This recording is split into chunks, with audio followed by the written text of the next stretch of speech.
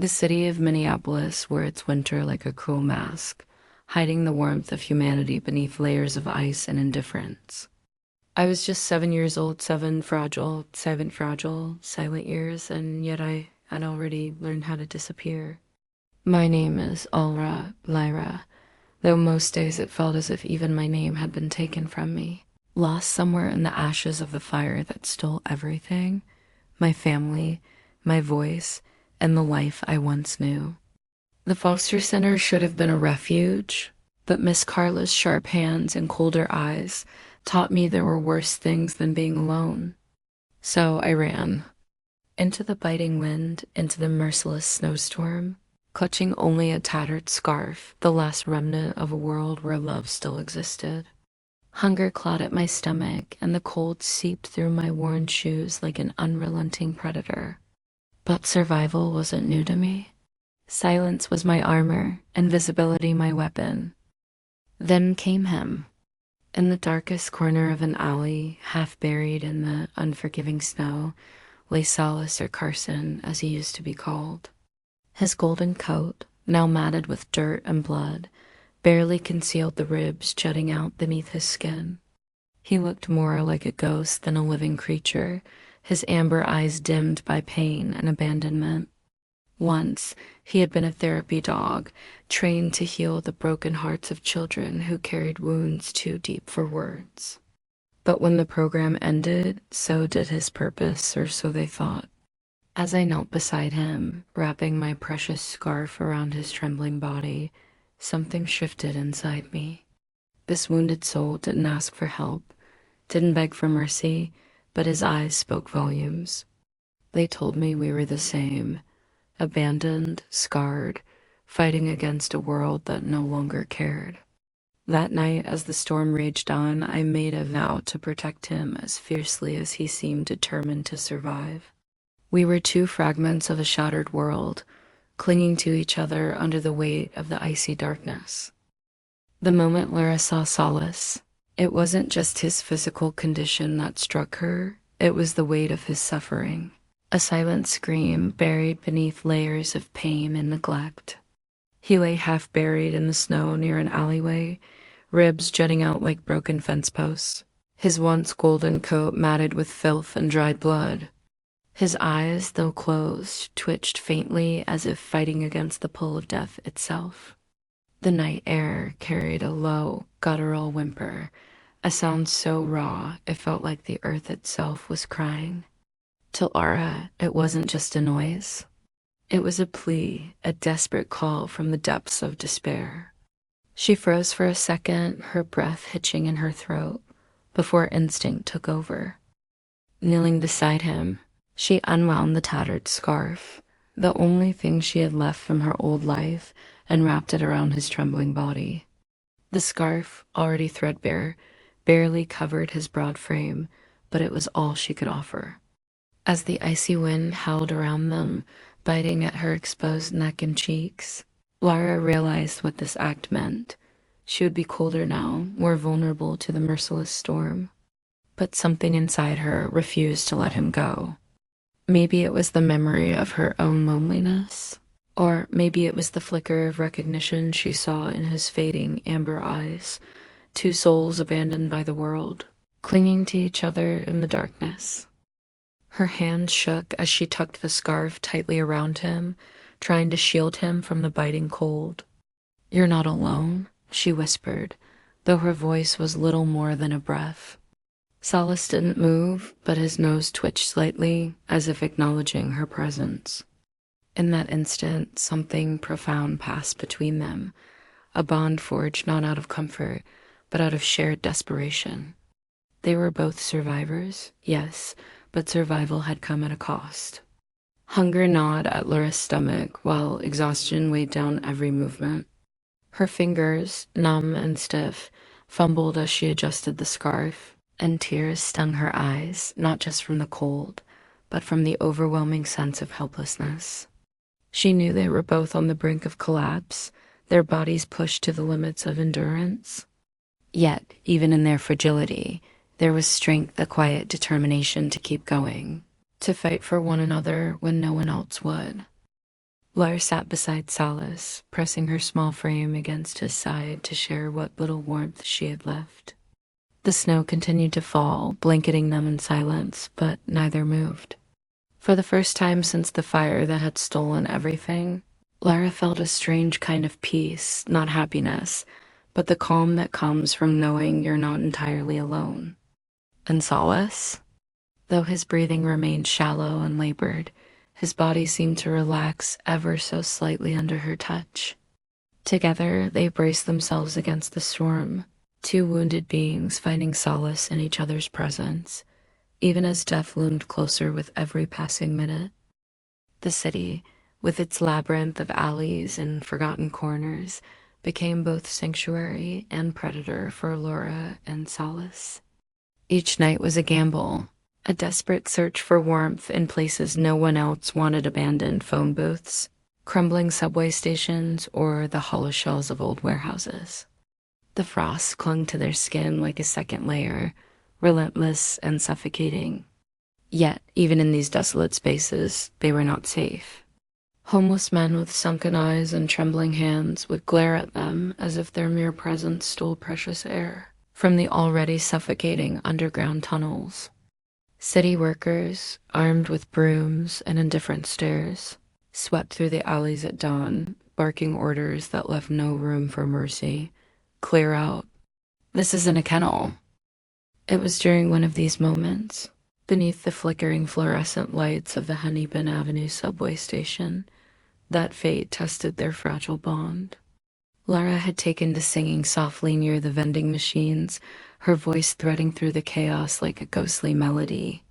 Passersby occasionally dropped coins into her plastic sandwich bag, moved by something they couldn't name: a purity in her silence, perhaps, or the way Solace sat beside her, his golden fur dulled by grime but still radiating an unshakable dignity.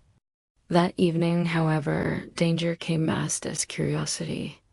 A group of 3 men emerged from the shadows, their laughter sharp and cruel, cutting through the hum of the trains.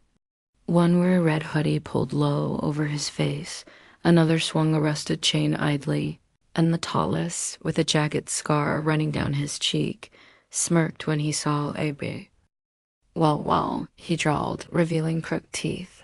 Look what we've got here. His voice sent a shiver down Laura's spine, but it was the glint in his eyes that froze her solid. She clutched Solace tighter, her fingers digging into his matted fur. When the man reached out, Solace didn't hesitate. He lunged forward with a guttural growl, teeth snapping at the sleeve of the man's jacket. The sound echoed like thunder in that cavernous space, startling commuters who quickly scattered. The man cursed, swinging his fist wildly, connecting with Solace's side. Lara screamed a raw, primal sound and scrambled to pull Solace back, but the other 2 men grabbed her arms, yanking her away. Panic surged through her veins as she struggled against their grip, her heart pounding like a trapped bird. Solace fought back fiercely, biting and clawing until one of the men kicked him hard in the ribs, sending him sprawling. Blood pooled on the tiled floor where Solace lay panting, his amber eyes locked onto Laura's terrified ones.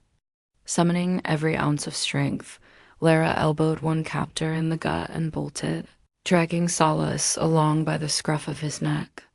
Together they fled into the night, pursued by angry shouts and the screech of distant train brakes. They ran until their lungs burned and their legs gave out, collapsing behind a dumpster in an alley far from the station.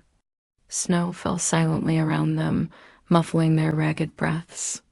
Solace whimpered softly, pressing his head into Laura's lap, while she sobbed quietly, clutching him as though letting go meant losing herself entirely. Dwight Halloway wasn't a man who believed in coincidences, but when he saw the girl and the dog at the subway station, something inside him froze. It wasn't just her Lara, with her tattered coat and hollow eyes that seemed too old for a child, but the way Solace stood beside her. Golden fur, dulled by grime, yet radiating an unshakable loyalty. They were like ghosts haunting the edges of his memory, reminders of things he had buried deep within himself.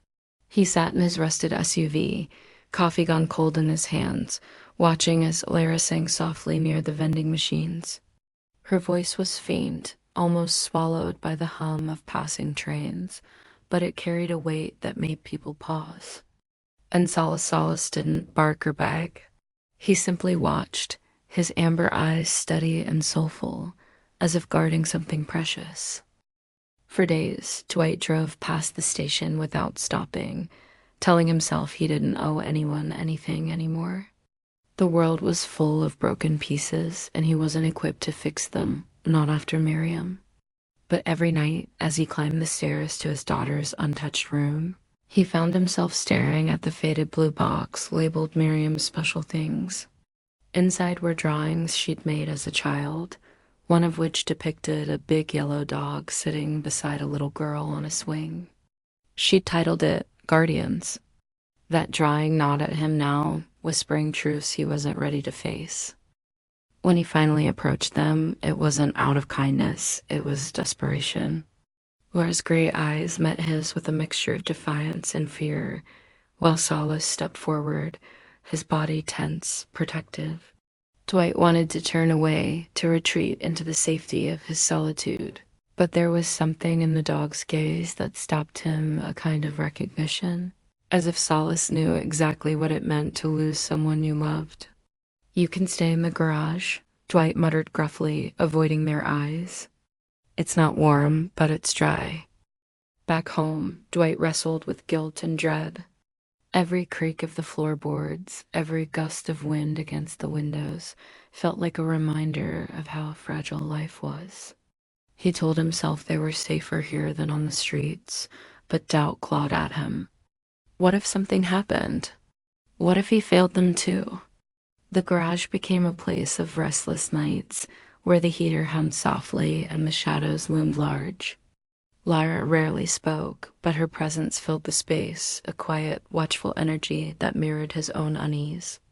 Solace, meanwhile, seemed to carry the weight of the world on his shoulders, his golden fur slowly regaining its luster, but his eyes still heavy with secrets.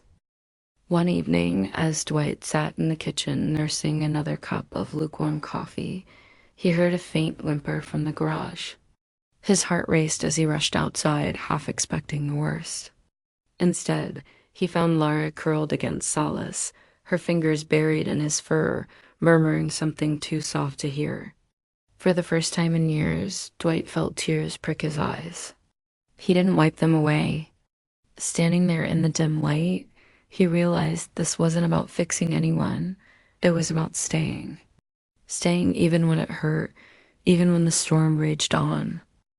It was the fourth morning since Eria and Solace had arrived, and Dwight found himself scrutinizing every detail of their existence. He had always been a man of precision. His hands built things, repaired what was broken, but this situation was unlike anything he'd ever encountered.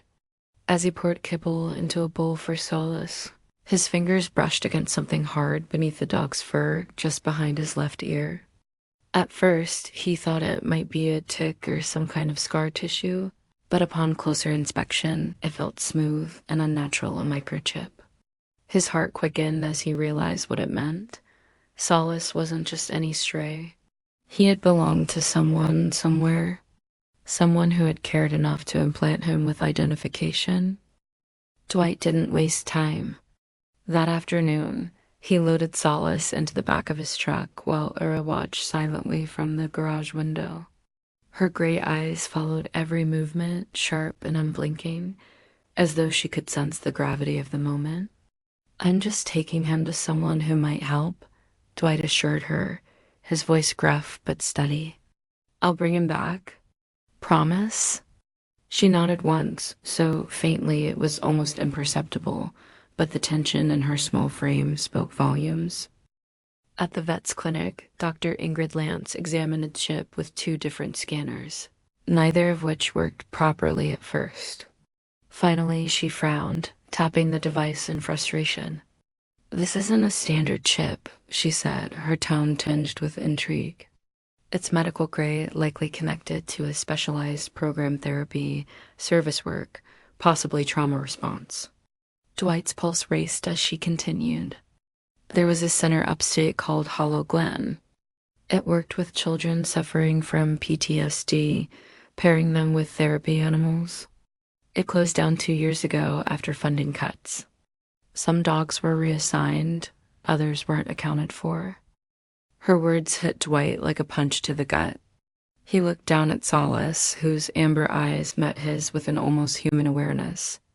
"What the hell are you, boy?" he murmured under his breath. But even as the question formed, another thought began to take shape in his mind. If Solace came from Hollow Glen, then what about Aira? The pieces started fitting together, the way she clung to Solace, how his presence seemed to ground her, the haunted look in her eyes whenever she thought no one was watching. Could she have been part of the same program? Had she escaped something unspeakable? When Dwight returned home, Solace trotted straight to Ari, pressing his head against her chest as if reassuring her he was still hers. But Dwight couldn't shake the unease settling in his chest. He spent hours that night researching Hollow Glen online, piecing together fragments of its history. What he found chilled him to the bone. Reports of overcrowding, understaffing, allegations of neglect. One article mentioned an incident during the facility's closure, a fire alarm triggered in the middle of the night, chaos ensuing as staff scrambled to evacuate residents and relocate animals. Several children went missing in the confusion. The realization struck Dwight like lightning. Era hadn't just run away from a foster center. She had fled from that, from a place where fear and pain were woven into the very walls. And somehow, amidst the wreckage, Solace had found her. Or maybe she had found him. Either way, their bond wasn't coincidence. It was survival. Dwight didn't realize how much his voice carried until it was too late. He had been sitting at the kitchen table, phone pressed tightly to his ear, speaking in hushed tones with a caseworker from Ramsey County Child Protection Unit. "She's terrified," he said, his voice strained but deliberate. "If you try to separate her from the dog, she'd disappear again." His words felt heavy, like stones sinking into water. What he didn't notice, what he couldn't have known, was that Laura stood frozen just outside the hallway, her small frame swallowed by the shadows. Her gray eyes widened with every word, each syllable cutting deeper than any blade could. When Dwight finally hung up, his hands trembling slightly, he turned and saw her there. She didn't cry or scream. She simply looked at him, her expression a tangled web of hurt, betrayal, and fear. It wasn't anger in her gaze. It was something far worse, resignation. Before Dwight could speak, before he could explain, she was gone. The back door creaked open, letting in a gust of icy wind that bit at his face as though mocking him. Her scarf, the one he'd found for her weeks ago, was missing. So were the mittens he'd left drying by the fireplace. Panic surged through him like wildfire. The snowstorm had worsened overnight, transforming the city into a labyrinth of white chaos. Flakes fell so thickly, they erased footprints almost as soon as they were made. Dwight ran outside without a coat, bare feet slipping on the slick pavement. "Laura, Solace," he shouted into the void, his voice swallowed by the relentless wind. But there was no answer, only the hollow echo of his own desperation bouncing back at him. Meanwhile, miles away, Lyra trudged through knee-deep snow, clutching Solace close despite the biting cold. His limp grew more pronounced with every step, his breath ragged and uneven. The wound from the crowbar attack had reopened, blood staining the edges of her scarf, a cruel reminder of the danger they faced. Her legs burned with exhaustion, her fingers numb and stiff, but she refused to stop. Somewhere deep inside, she knew this forest would be their tomb if she faltered now. Yet even as her body screamed for rest, her mind whispered darker truths. They will take me back. They will lock me away. Hours passed, or maybe it was minutes. Time blurred in the storm. Trees loomed around them like skeletal sentinels, their branches clawing at the heavens. The temperature plummeted further, turning the air itself into an enemy. Laura stumbled over roots hidden beneath the snow, her soaked boots dragging her downward with every step. Solace whined softly, his golden fur matted with frost and blood. When he collapsed beside her, his head resting limply against her chest, she let out a sob so raw it tore through the silence like lightning. "Please don't die," she whispered, pressing her forehead to his.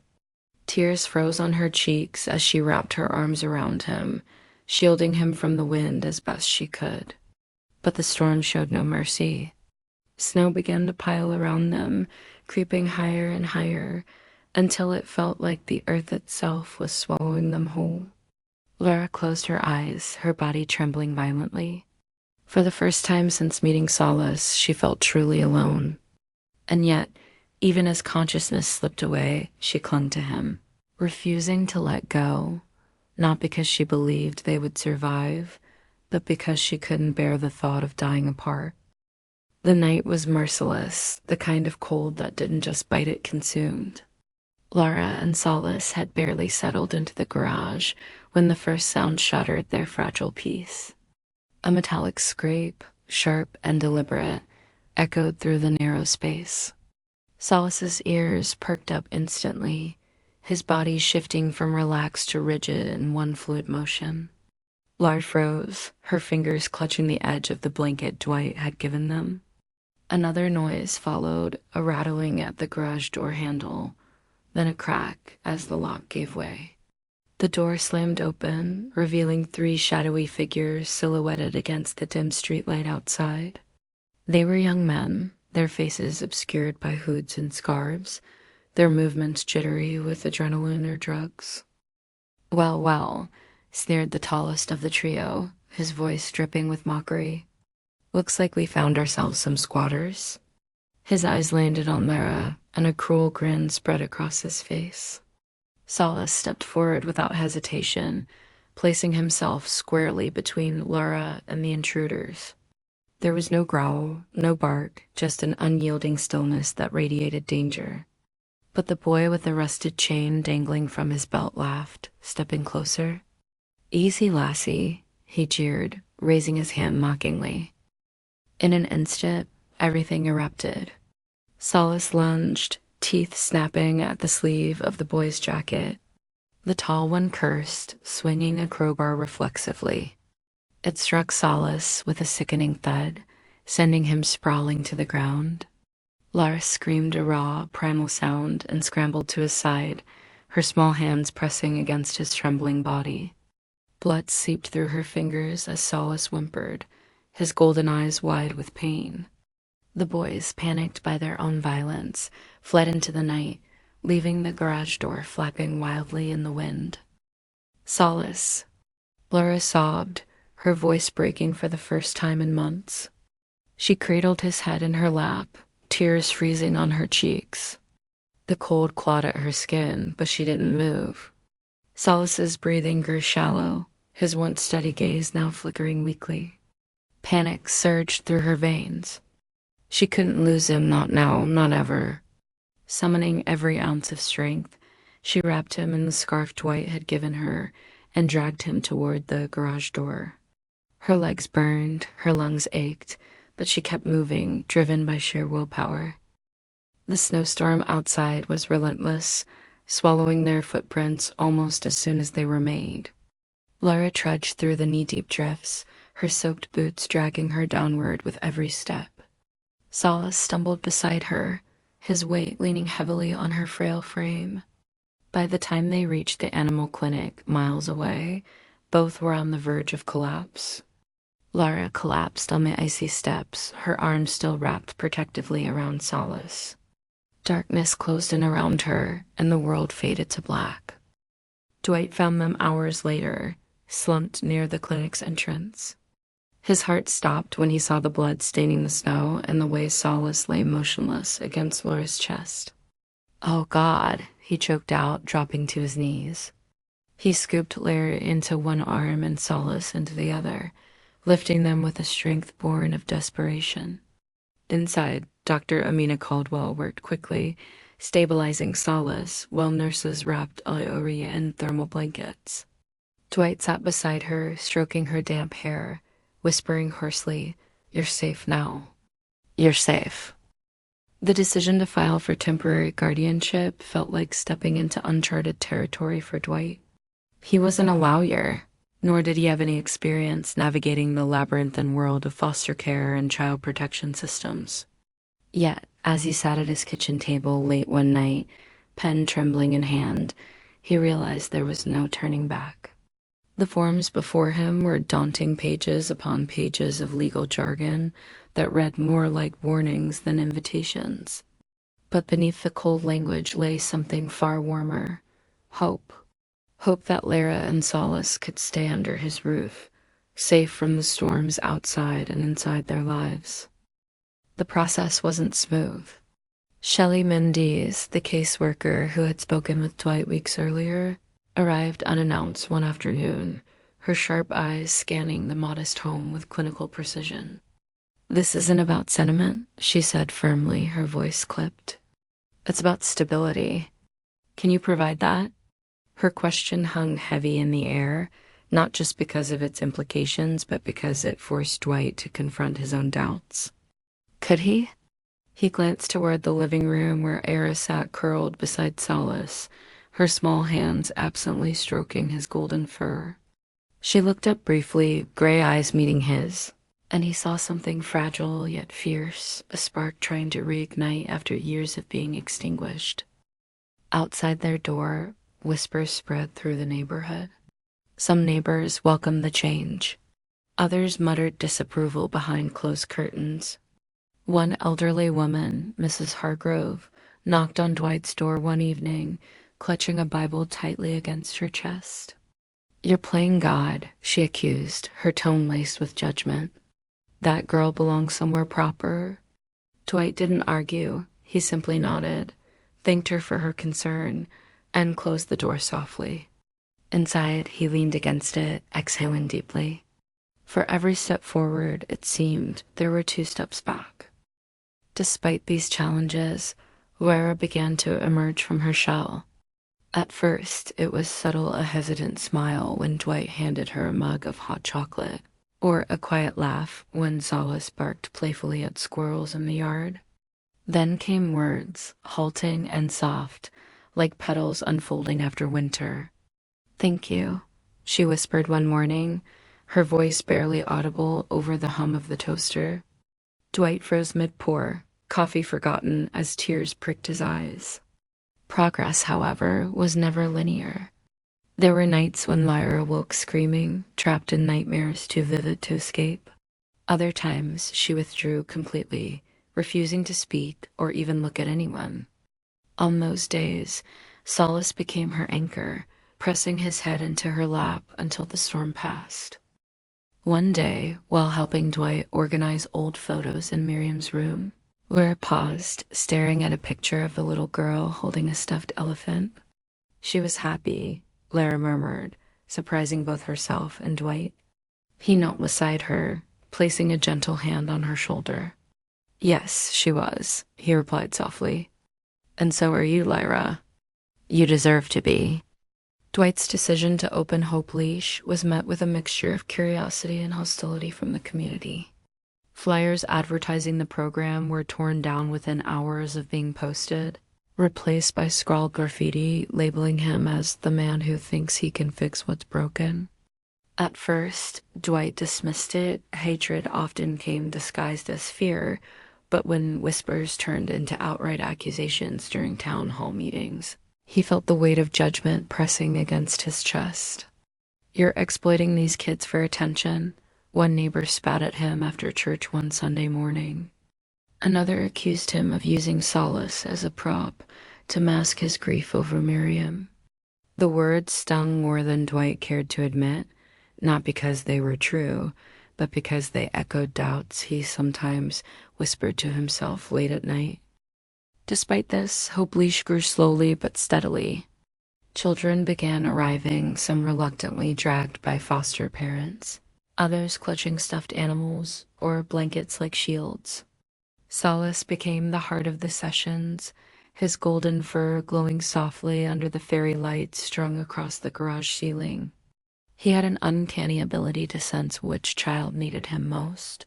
The boy rocking silently in the corner, the girl clutching her knees so tightly her knuckles turned white. But even heroes carried scars. One afternoon, Solace collapsed mid-session, his breathing labored and shallow. Laura screamed, dropping the leash she'd been holding, and rushed to his side. Dwight scooped him up, carrying him to the vet once again. Dr. Caldwell warned that the stress of training, combined with his old injuries, meant Solace would need extended periods of rest. "He's strong," she assured them, "but strength doesn't mean invincible." Laura, meanwhile, found herself stepping out of Solace's shadow for the first time. She attended school regularly now, though her teachers noted how her hand instinctively reached for the small charm bracelet Dwight had given her, a tiny golden dog dangling beside a star.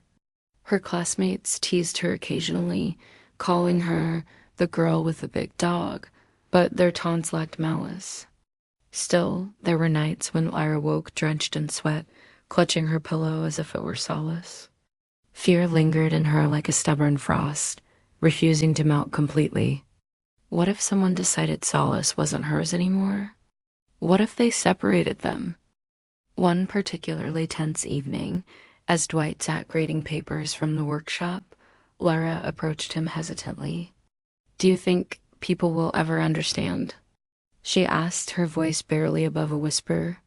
Dwight set his pen down, looking at her with eyes softened by years of loss and redemption. "Not all of them," he admitted. "But some will, and maybe that's enough." Outside, the wind rattled the windows, but inside, the house felt warmer than it had in years. The next day, Solace returned to work, albeit cautiously. A young boy named Ezra, whose mother had recently passed away, refused to speak to anyone until Solace rested his head on the boy's lap. Slowly, Ezra began to pet him, his tears falling silently onto Solace's fur. Ro watched from the doorway, her own eyes glistening. For the first time, she realized Solace wasn't just her protector. He belonged to everyone who needed him. Yet, even as she embraced this truth, her grip on his leash tightened slightly, a silent promise that she would never let him go without a fight. The world had been cruel to Lyra and Solace cold, unyielding and indifferent. Yet, in the quiet moments between storms, something extraordinary unfolded: love. Not the kind of love born from comfort or convenience, but the raw, unrelenting kind that emerges when survival feels impossible. It was in the way Laura wrapped her last scrap of warmth, a tattered scarf around Solace's trembling body on that first freezing night. It was in the way Solace stood guard over her, even as his ribs jutted out like broken branches beneath his matted fur. And it was in Dwight's decision to open his home, not because he believed he could fix them, but because he knew they needed someone who wouldn't turn away. Love, true love, doesn't ask for guarantees. It simply gives until there's nothing left to give. For Ulrich, Solace wasn't just a companion, he was her lifeline. Her anchor against a world that had stolen everything from her. For Solace, Red was more than a child. She was the reason he fought to rise each morning despite the pain gnawing at his side. Their bond wasn't forged in ease, but in sacrifice, the silent promise to protect one another no matter the cost. And then there was Dwight, a man hollowed out by grief, haunted by memories of Miriam, yet somehow finding the strength to let two broken souls into his life. He didn't do it because he thought he'd succeed. He did it because he understood what it meant to be abandoned, to feel invisible in a crowded room. When he signed those guardianship papers, tears blurred his vision not from sadness, but from the realization that miracles still exist, even in the smallest forms. The miracle wasn't grand or thunderous. It was the soft steps of a girl who had lost everything and the quiet eyes of a dog who refused to die alone. This story is a testament to the power of kindness. One act, however small, can ripple across lives. Dwight's willingness to shelter Laura and Solace didn't just save them. It healed him too. Healing doesn't wait for perfection. It begins when someone chooses to stay, even when the storm rages on. In their shared silence and their mutual scars, they found hope. They taught each other that while the world may break us, it cannot extinguish the light within if we have someone willing to carry it with us. So here lies the truth. Life will test you. It will push you to your limits and leave you questioning whether love is worth the pain. But every now and then, amidst the chaos, you'll find a miracle, not in blazing lights, but in the quiet moments where love chooses to remain steadfast. And sometimes that's enough.